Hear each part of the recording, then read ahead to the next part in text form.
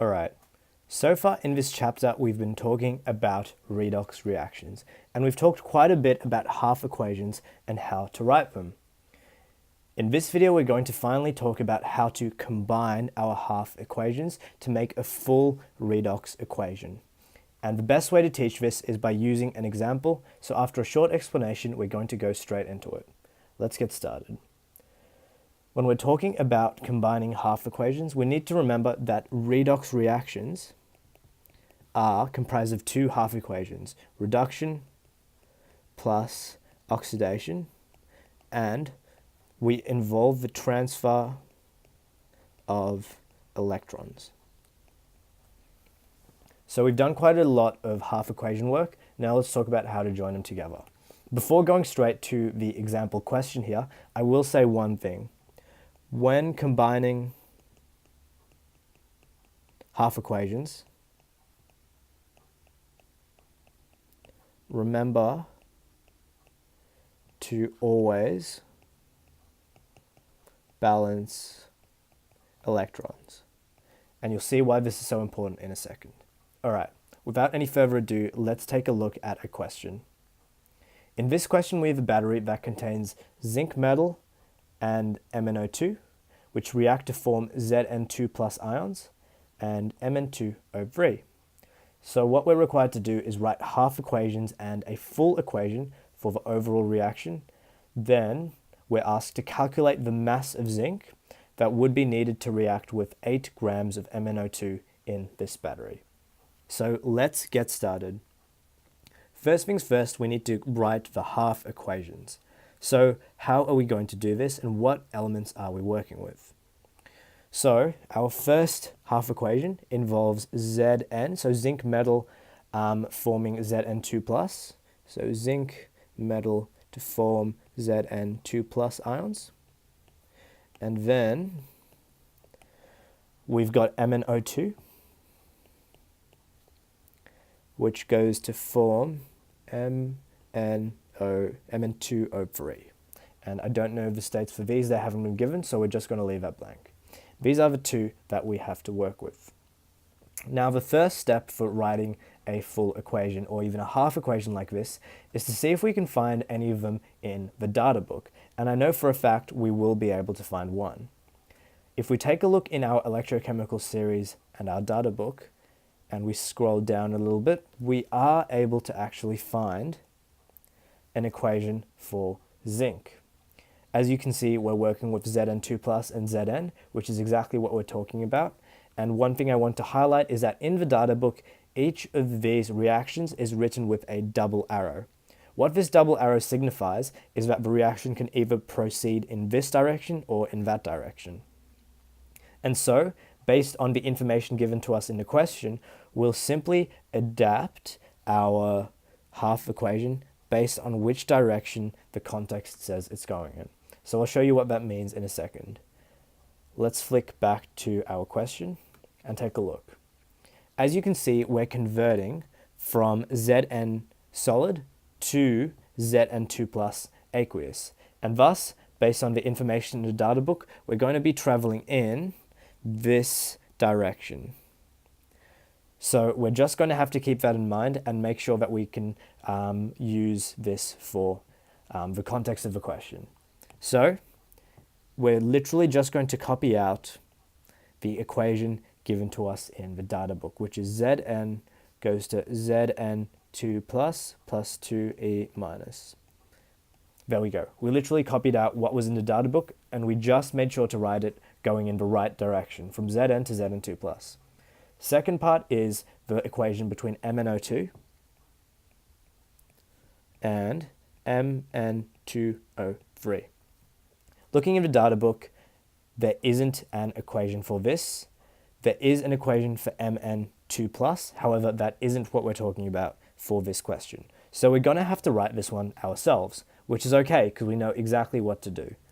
Step number one is to balance everything that isn't oxygen and hydrogen. So we're going to do that by adding a 2 in front of the Mn.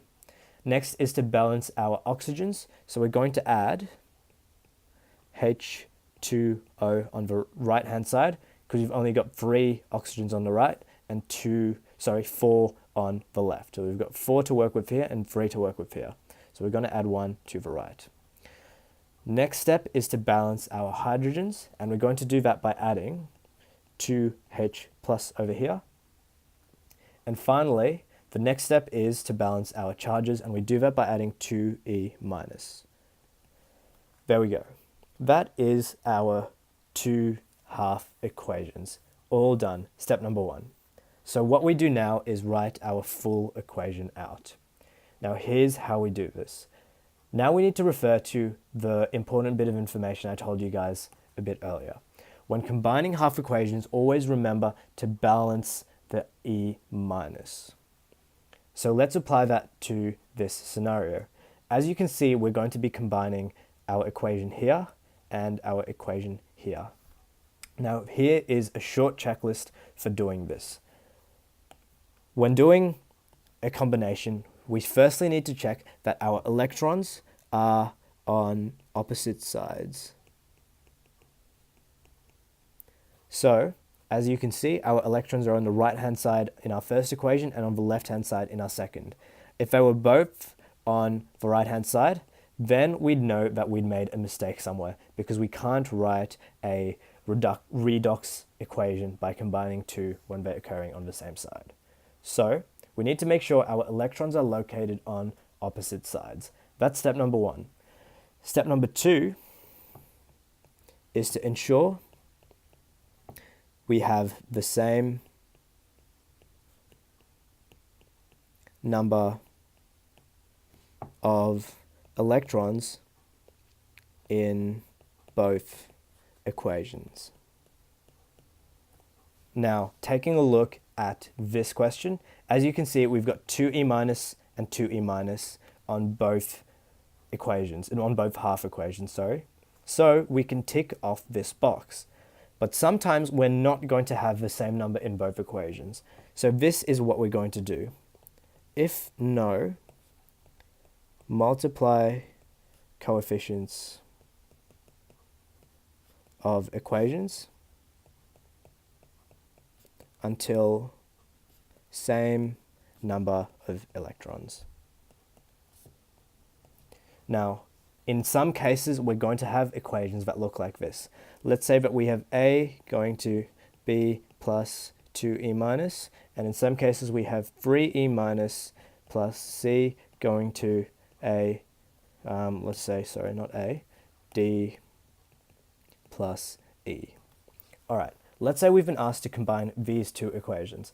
How are we going to do it? As you can see, we have our electrons on opposite sides, so we can tick off point number 1. But we can't tick off point number 2 because we have different amounts of electrons on both equations. We've got 3 and 2, which makes stuff a little bit hard. So here's how we deal with it. We need to go to step number 3 and multiply the coefficients of the equation until the same number of electrons is gained. So if we want the same number of electrons in both equations, what we do is we simply find the lowest common multiple. So for both of these cases, it's going to be 6. We're going to need 6 electrons to be in both half equations. So we multiply the top one by 3 and multiply the bottom one by 2. So we'll end up with 3A going to 3B plus 6E. And then the bottom one will look like 6E plus 2C goes to 2D plus 2E. Now we go through our checklist once again. So we do have the same number of electrons. We do have electrons on opposite sides, sorry. And we also have the same number of electrons in both equations because we've now got 6 and 6. And so these are the new equations that we combine together because we need the same number of electrons in each half equation, okay? So remember, this is what we're going to do in cases where electrons are different in our half equations. Now, let's go back to our question and work things out from where we left off. So, in order to combine these two equations, it looks like it's going to be pretty easy because we've got 2 electrons and 2 electrons, so we don't need to worry too much about finding the lowest common multiple. So let's just write things out. All we do is we simply add left plus left, and then right plus right, and then we simplify. And that is all. So let's go through it for this scenario. We add left-hand side to left-hand side, which will end up with 2MnO2 plus Zn solid plus 2H plus 2E minus. That's our left-hand side. And now on the right-hand side, we add right to right. So we get Zn2 plus Mn2O3 plus H2O plus 2E minus. So we've done left, left, right, right, and now we simplify.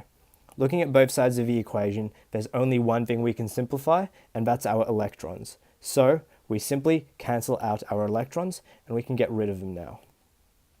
In some cases, you might also be able to simplify the H2O, depending on the equations, so just keep that in mind. Otherwise, that is our final full redox equation. We've successfully combined two half equations. We've successfully combined a reduction and an oxidation equation. And now let's do the easy part, which is the last little bit of stoichiometry. So I'm just going to write over here the mass of MnO2, which is 8.0 grams. And we want to find the mass of zinc that would be needed to completely react. So that should be relatively easy. Let's work out the molar mass of MnO2, and that should be 86.9. So the number of moles is 8 divided by 86.9. That gives us 0.092. Now we can use that for our zinc, so we carry it over, and we get N equals 1 on 2, because remember our molar ratios. So we've got a 1 coefficient in front of the zinc, and a 2 over here.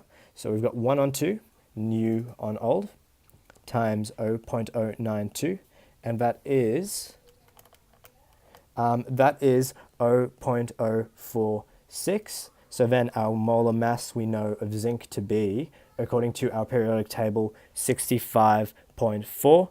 And our final mass is N times Mr, and we get an answer of 3.0 grams. And that is our final answer for the mass of zinc that would completely react. That's all for this video, guys. Once again, if you have any questions, please ask them in the comments below. Thanks for watching.